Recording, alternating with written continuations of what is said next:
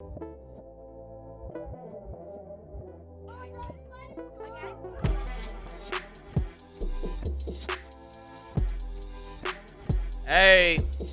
Aqib I'm Talib bobbing here. over here now. Call to the booth.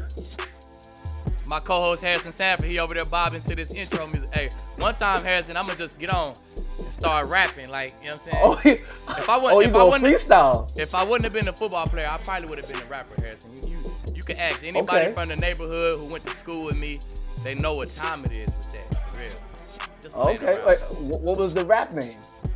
No rap name, Harrison. I wasn't a rapper. I'm saying you said you was gonna be a rapper, so I thought you might have had a name. No. We used to play around and rap a lot, and I was actually good at that shit. You know what I'm saying? Okay. So if I wasn't good at football, I would have took that lane, and maybe been a little artist out here, Big Lee, Talib.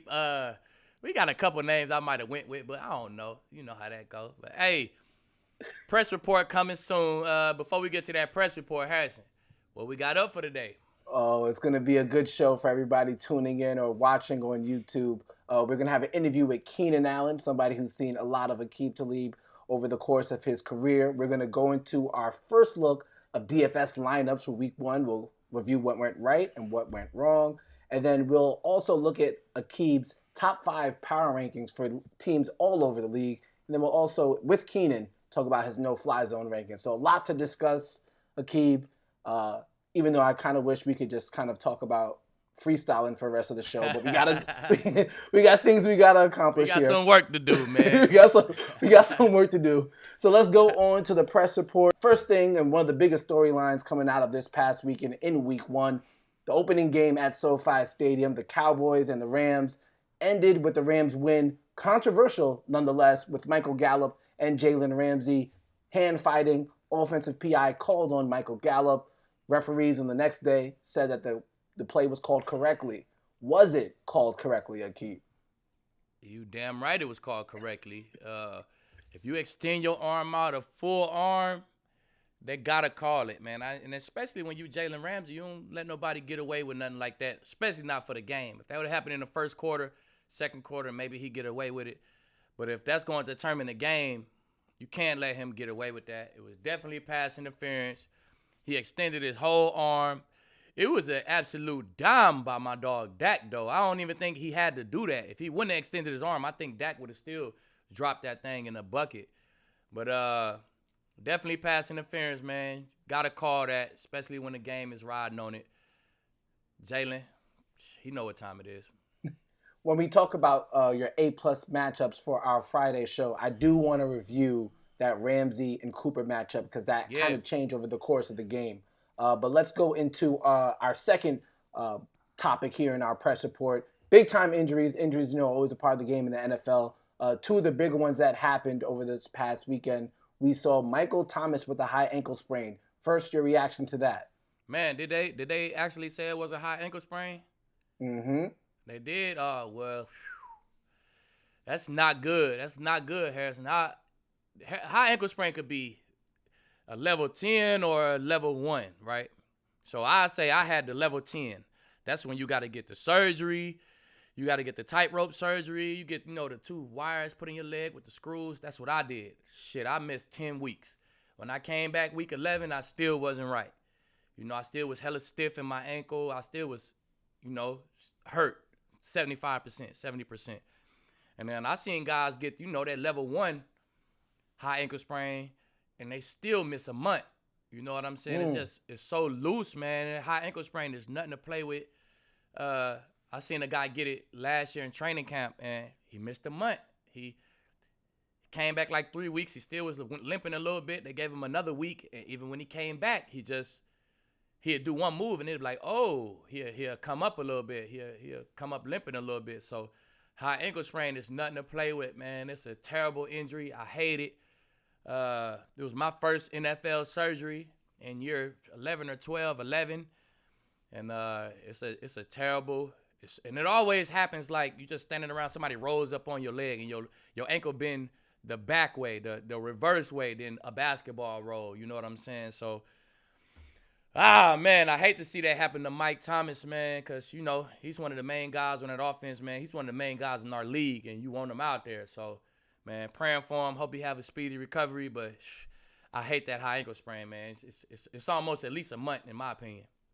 Yeah, we're going to see how he handles the injury. I know initial reports where he was going to try and still play. Obviously, we're going to see how the week plays out. Another injury, and this guy's done for pretty much the season now. Marlon Mack with the Indianapolis Colts. That's going to leave more carries for Nyheim Hines and also Jonathan Taylor, the rookie out of Wisconsin. Big blow to the Colts. Obviously, we feel bad for Marlon Mack, but do you think this is a big blow to their chances to making the playoffs? Just because they got so many like question marks in the backfield. Like Hines, we don't really know. You know what I'm saying? What's my guy from Wisconsin? What's his name? Jonathan Taylor. Jonathan Taylor. I mean, we don't really know. We've seen him in college, but NFL, we don't really know. So I think with those two backs, man, they got a backup plan, but it's a question mark right there. But I think it's a blow, man. Marlon Mack is proven in the NFL. He's a proven guy. Great vision. He runs hard. And he was productive when he was in there last year. So it's definitely a blow. You take somebody who was productive for you last year, you take him out the lineup, man, it's definitely a blow, man. But hopefully those guys could fill that void. Yeah, it's going to be interesting to follow injury news as we go here through the early part of the season because there was no preseason. So it's going to be interesting to see how guys' bodies react to some real contact to start the year. And our last thing we have to discuss, and I got to keep it a buck with you, Aqib. Yeah. You kind of let me down here. I was trying to roll with Tom Brady. In week 1. He threw 2 picks. And Bruce Arians, head coach for the Tampa Bay Buccaneers, actually said they were on Tom Brady, those interceptions. What did you see from that game in New Orleans? And I know because of the performance that you saw from the Saints, you wanted to elevate them about your evaluation of them as well. Okay, so first of all, let's get that out the way. The Saints DBs absolutely came to play ball. They played man all day. They all had a matchup. And they all won their matchup, in my opinion. You know what I'm saying? So I thought Tom Brady was gonna come out on fire. I think he still had how many yards he had, Harrison? I think he still did pretty good. 2 touchdowns, I think something like that. 2 touchdowns and maybe like 280 something yards. I don't really know what the yards was. We'll pull it up. I think it wasn't that. So you say I let you down. It wasn't just bad, Harrison. It was okay. Two picks is still letting me down. It is, but I mean he had some productivity as well, so that kind of canceled out the pick. So 239 yards. There you go. It wasn't too bad, man. 240 yards. Did he have 2 touchdowns? He had 2 touchdowns. 240 yards, 2 touchdowns. You ain't just going. That ain't going to kill you out. You know what I'm saying, in your little fantasy or whatever, man. You still my little fantasy. You still got a chance. You still have a chance. You know what I'm saying, if the quarterback able to do that, it matter what the rest of your team look like. But the interceptions, man, I think Mike stopped on the first one, and I think if he would have kept running that skinny post, he got jump ball ability. I think he might have been able to catch that out the air and get tackled by Williams, the safety.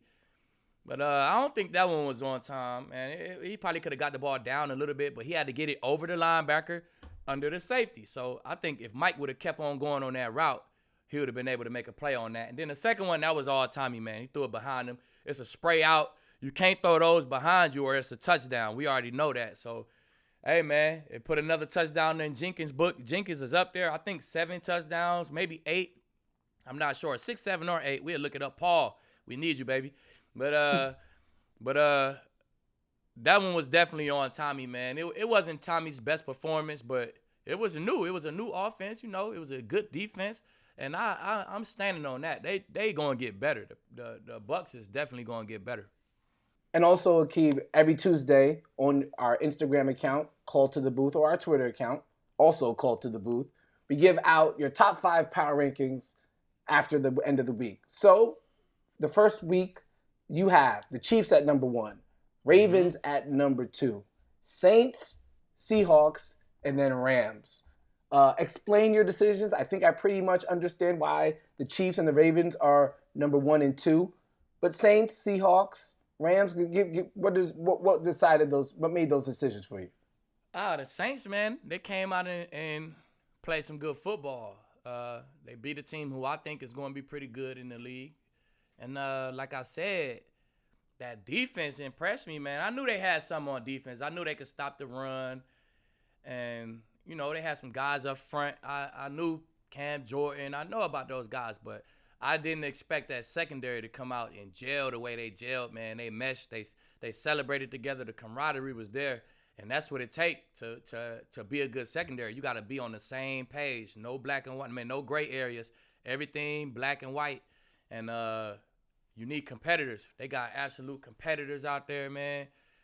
From their starting corner, Lattimore, to their dime back, DJ Swanger. So I just like that secondary so much. I think it's going to propel them to a couple more wins. I think they're going to get a couple more wins from that defense standing up like they did against guys like Mike Evans and whoever else they play, man. So that's my reasoning on the Saints. And then they the Saints. It was Drew Brees. They was close NFC Championship or whatever last year, man. They always in the mix.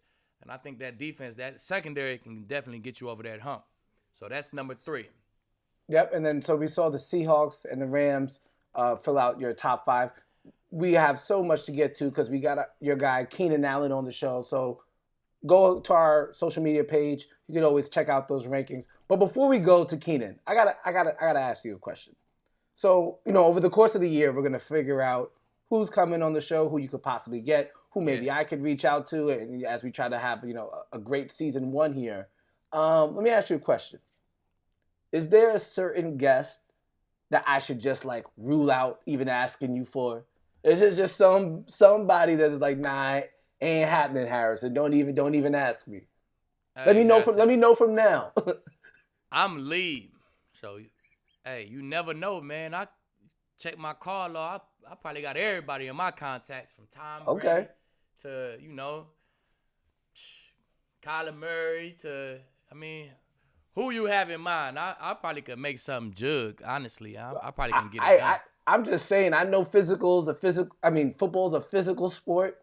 I know that, you know, not everybody has to get along. So I'm just let me know. See, you have to say it now. We can take this offline. It's a respect factor. You know what I'm saying? So long as, you know, we play the game and I respect them, they respect me. In between the lines, we going to talk a little shit. You know, we going to push and shove. But at the end of the day, you got to respect them other guys, man. So I think the respect factor trumps everything, man. The guys see I got something good going. And then people like doing interviews, man. You like to get your name out there, you know, get on TV a little bit, especially if they know the show going to be popping like mine. You know, it's free pub, baby. It's free pub. So, you know. Say less. When we come back with more Call to the Booth, we have an interview with Keenan Allen as he gets ready to take on the Kansas City Chiefs this weekend.